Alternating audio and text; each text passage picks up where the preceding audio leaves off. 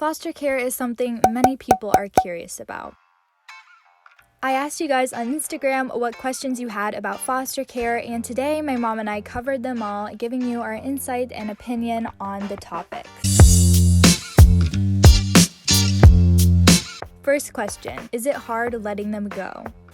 Yes, very hard. They become, as soon as they come into your home, they're like your child. So when they leave, it feels like your child is leaving or being taken away or whatever. But at the same time, you know that you're going to experience that when you're going into it. It doesn't make it easier, but you know it's coming, and you try as best as you can to prepare yourself for that pain that you know that you're going to feel. You can never prepare yourself though. No. It's horrible. And as long as you know that you have done your absolute best for that child, wherever it is that they're going to, they may even be going back into the same environment that they came from, which is not good, but you just have to believe that you did your part and trust God that His plan is sovereign and that He knows what is best for that child, period. And in case you're wondering how we get through the pain, we just get excited about who's going to come next. We wait anxiously by the phone for them to call and to offer us another placement, and we dream about what he or she may look like, and we just go shopping we and buy a bunch of clothes. We do. It's For a baby terrible. we don't even have. For a baby we don't even have. Like last time, our baby that we had for 6 months, we adored him, and he left, and it was a really good leaving, but it still was hard. Yeah. And the way that we coped is we cried in the driveway, and then we left and immediately went shopping and got girl clothes for a baby girl that we don't even have. And then the placement that we got next was an older girl. So She now couldn't even fit into the clothes. so now we have to go return those, and it's fine because then we had fun shopping for her and her size. It was very therapeutic. It was therapeutic. Shopping therapeutically, I don't recommend. It's not a good habit. It's not a good habit. It's not conducive to staying on budget. But that's what we do. Do you name the children?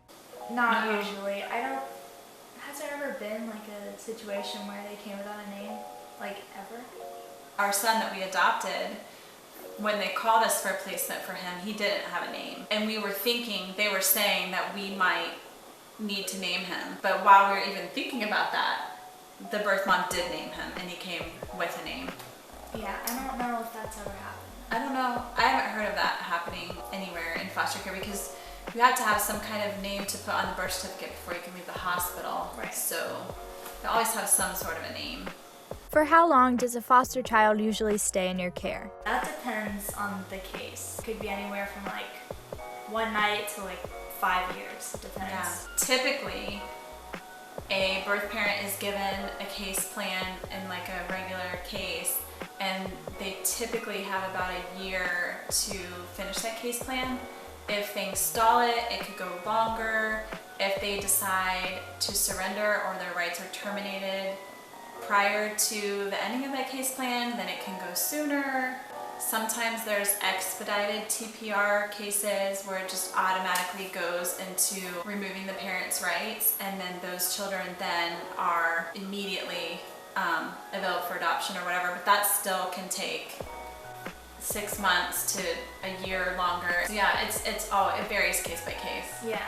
And you never know when you get placement of that child how long you will have them. Like she said, we have literally had 24 hours, 48 hours. Yeah. And we were at one point, we were like a revolving door where we had one for 1 day, and then the next day we had one for 2 days, and then like 3 days later we had one for 5 days or something. I don't even remember, but it was like in different ages. So we were like changing cribs and beds and bedding and blankets and clothes and sippy cups and bottles and diapers, and it was a roller coaster. We were excited when we got one that stayed a while. Oh yeah, we were like, finally. Yeah. Because like our first placement only stayed for One night. And that was so hard. We were heartbroken even in that one night that she left, because we had gone through the classes and all the preparation and all of the longing and desiring for a foster placement to come, and then boom, just like that. But on the flip side, she was able to return home, which was the best thing ever. Right. So that was very beneficial, and we don't want children to come in. Like, we want children to be safe and healthy with their birth families. That's what we went into this for. That's what we're doing. We want to reunify, but if it's not able to be that way, we want to be available to help, even if it's for 5 minutes, you know? Yeah. What is your favorite part about it? That's a good question. Especially coming from you being a foster sibling. My favorite part about it is probably getting that experience of loving someone that you've never even met, like they're your sister or brother, and then having to let them go. And it's just really showing them Jesus. It's showing them his love, and you're just shining his light onto their lives, and you make a difference no matter if they stay for however long or forever. Like, you make a difference in their lives, and that's definitely my favorite part. What about you? My favorite part is, changing the trajectory of their life, even if for 5 minutes. But what I love the most is seeing my kids experience this deep level of loving someone fiercely. You know, bring someone into our most sacred, private space and giving them our all, letting them invade our stuff, our space, our feelings, our love, and then learning that sometimes that's really, really hard, and they may have trauma and they may do things to hurt us that we don't understand, and it just may be super annoying and scary, and that we don't give up. We don't give up. We don't give up on them because it's not their fault that they have these issues, and we're able to, as a family, bond together to help this child. You know, God calls us to serve the widows and the orphans, and so we're able to do this most incredible, precious gift to just give safety and love and just the utmost best life possible to these kids while they're here. And then our kids are learning, you know, it's okay to love with all that you are and to still hurt from it, and that God's plan is sovereign. It's not in any of our control, none of it. Fostering shows you that not one single minute is in your control at all. Yeah. And that you have to be an open book with caseworkers and guardian ad litems and everybody in and out of your home, and you can create some really special bonds and relationships through all of that as well. Once again, a super long explanation. I could talk about this for days because fostering is my passion, my calling, my love. I'm so, so, so grateful that I get to do it, but more so that we together get to do it. Yeah. How many kids are you currently fostering? Just one right now, and have we had two at the same time? Yeah, we've had two at the same time. Well, very briefly we've had two. We've chosen to only do one at a time since we already have 5 children, and that makes 6. Although we would have loved to have taken sibling groups to keep them together, we tried to do an older child that was about 5 years old with some behavioral issues, and it was super hard for some of our kids to handle, and we learned very quickly that we really need to stick with birth order, like ages, like whatever child we take needs to be under the age of our youngest, and we all just flow together and do well with that, so we choose to do one. And then we can actually focus and pour all of us into that one child and make them feel special. And Yeah. I mean, even though with their siblings they might feel more comfortable, it's nice to just give them that one-on-one love. And sometimes having their siblings with them isn't beneficial for them. Sometimes there's, oh, I just got dizzy. Oh, does that ever happen to you? I'm just like, woo, sorry. However, if there were an emergency, in the middle of the pandemic, or out of desperation, we were the only hope for a child, we would do it. We would absolutely do it, hands down. How do you become a foster family? Are there certain requirements? Yes. There's a lot of requirements. And it varies by state. So it's definitely something to look into. But I mean, there's typically classes that you take. You get all of your training done, you get everything prepared for the home study. They do the home study. Once you're approved and you can take placement right then.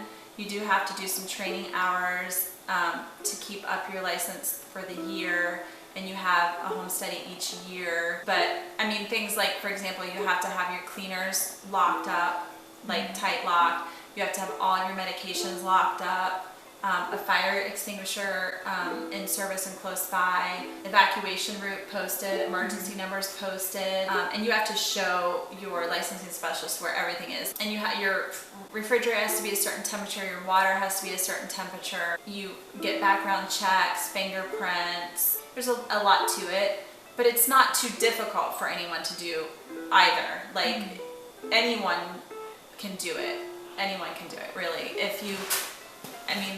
I know the audience that I'm speaking to is probably on the younger side, so maybe you have a heart for it, and maybe you're bringing it up to your parents, maybe you're talking about as a family, like, yes, and more yes. Just go for it. Just dive in. These kids need us. Sometimes we're their only hope, and I just cannot get the point across enough that it is the most amazing gift.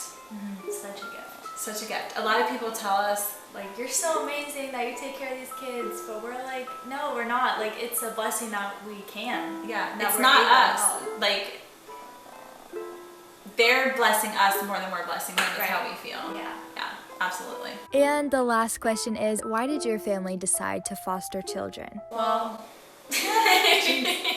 I think originally it was just because you had felt a calling for it. Yeah. And I mean, it took a while for my dad to come along, and we really had to do it as a team. It couldn't just be like just my mom. So we had to come together as a family and do it. And like we were talking about, we just really wanted to pursue that calling and serve God through it. And since we're able and there's a need, we want to be able to help.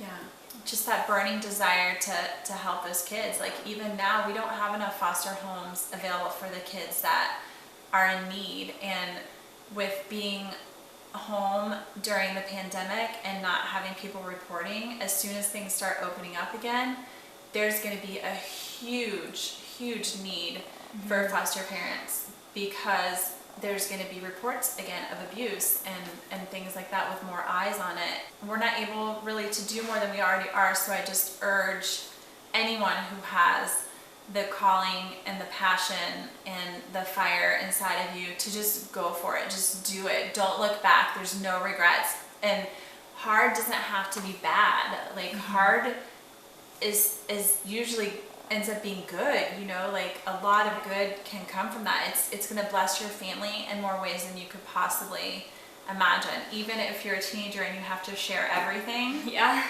it makes you like get on your knees and really seek God on a deep level. I think our family has really grown together as a whole through all of these years. Like, our relationship is so much stronger, and there's just like a sense of unity because we're all working together to pursue this calling. Yes. Thank you so much, all of you who asked questions and were interested in the fostering journey. Let us know in the comments below any more questions that you have. Thanks for having me. I appreciate it. This girl's amazing. No, you're amazing. You're the most amazing guest of all. So thanks for watching. I love you all so much, and I will see you on my next video. The truth is, it's not easy, but it is all so worth it.